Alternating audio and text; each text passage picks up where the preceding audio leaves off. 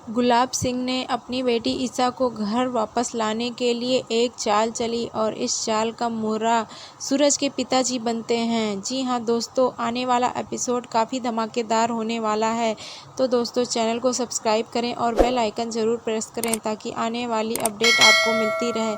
जी हाँ दोस्तों, इधर गुलाब सिंह एक वीडियो देख रहा होता है और उस वीडियो में सूरज के पिताजी ईशा को आशीर्वाद देते हुए दिखाई देते हैं।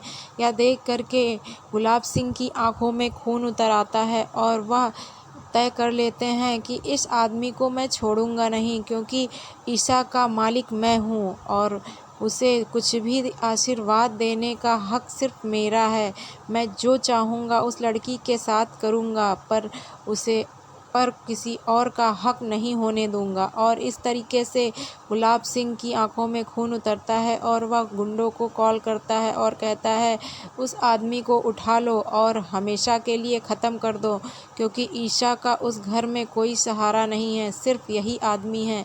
इस आदमी को जल्दी से ख़त्म कर दो ताकि ईशा का सहारा छिन जाए और वह घर वापस आ जाए। जी हाँ दोस्तों, आगे के एपिसोड में आप देखेंगे कि सूरज के पिताजी स्कूल में पढ़ा करके बाहर निकलते हैं और तभी कुछ छात्र उनके पैरों को छूते हैं तो उनको आशीर्वाद देते हुए कहते हैं खुश रहो बेटा, मुझे घर जाना है जल्दी, इसलिए मैं जा रहा हूँ। और जैसे ही वो घर बाहर निकलते हैं वैसे ही एक वैन से टकरा जाते हैं और फिर गुंडे उनको पकड़ के वैन में बैठा लेते हैं और उनका चश्मा वहीं नीचे गिर जाता है। और सूरज के पिताजी कहते हैं ये क्या बदतमीजी है, कौन हो तुम लोग? लेकिन वो लोग कुछ नहीं सुनते हैं और उन्हें बैठा करके लेकर चले जाते हैं। और इधर घर में ईशा सांप बना रही होती है पर बनता नहीं है। वह रोने लगती है और कहती है भगवान आज क्या हो रहा है, आप मेरा साथ क्यों नहीं दे रहे हैं, मेरा मन क्यों घबरा रहा है, क्या मेरी पूजा सफल नहीं होगी?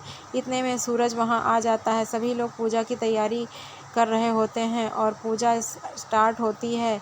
ताई माँ ईशा को पूजा नहीं करने देती हैं और बिंदिया को साथ में सूरज के खड़ा कर देती हैं और उन दोनों को पूजा करने देती हैं। पर सूरज तो ईशा को प्यार करता है, वह उसे दुखी नहीं देख सकता। वह देखता है पर वह ईशा से कहता है ईशा जी आप आइए, पूजा का हक आपका है ना कि बिंदिया का। और इस तरीके से सूरज के साथ ईशा पूजा करती है और फिर ईशा भगवान को शुक्रिया करती है कि भगवान आप चाहे जो कुछ हो जाता है पर आप सूरज के साथ मुझे हमेशा कर देते हैं। और इस तरीके से पूजा संपन्न हो जाती है। तब आखिरी में आरती होती है पर वहाँ पर गुलाब सिंह के गुंडे तो उसको उठा लिए होते हैं, सूरज के पिता को।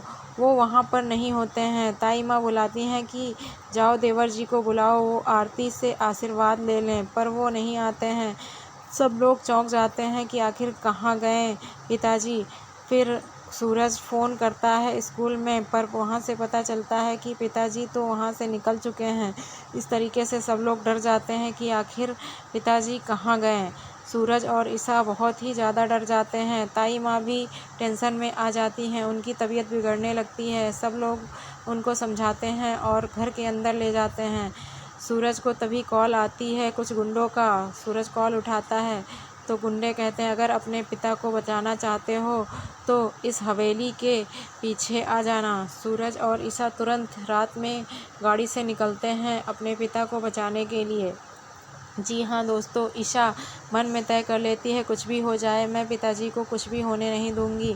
और इस तरीके से रास्ते में ईशा को बाबूजी का चश्मा मिलता है। वह उठाती है और सूरज को दिखाती है कि यह तो पिताजी का है।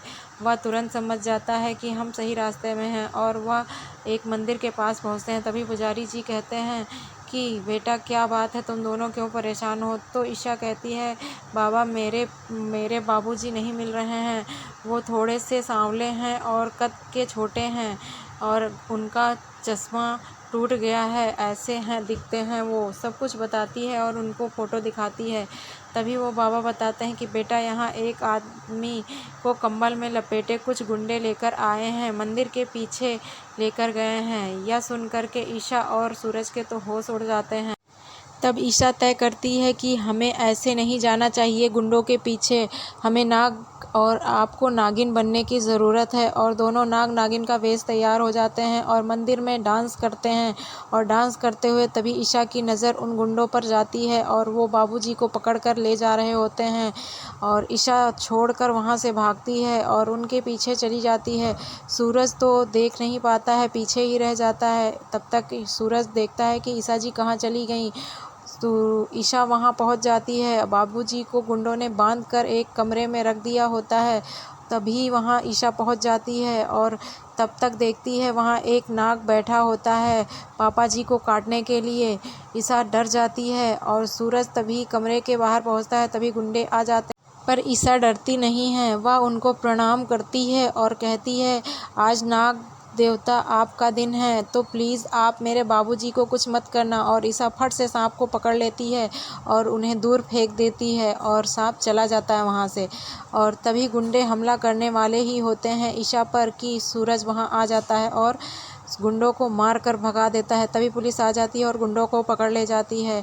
और इस तरीके से सूरज अपनी पत्नी को बचा लिया और ईशा ने बाबूजी को बचा लिया। तो दोस्तों, आने वाला एपिसोड बहुत ही धमाकेदार होने वाला है। चैनल को लाइक एंड सब्सक्राइब ज़रूर करें, बेल आइकन ज़रूर प्रेस करें। तो दोस्तों, आपको सूरज और ईशा की जोड़ी कैसी लगती है, कमेंट बॉक्स में कमेंट करके ज़रूर बताएं। और क्या आप चाहते हैं कि सूरज बिंदिया से शादी करे या नहीं, ये भी कमेंट बॉक्स में कमेंट करके ज़रूर बताएं।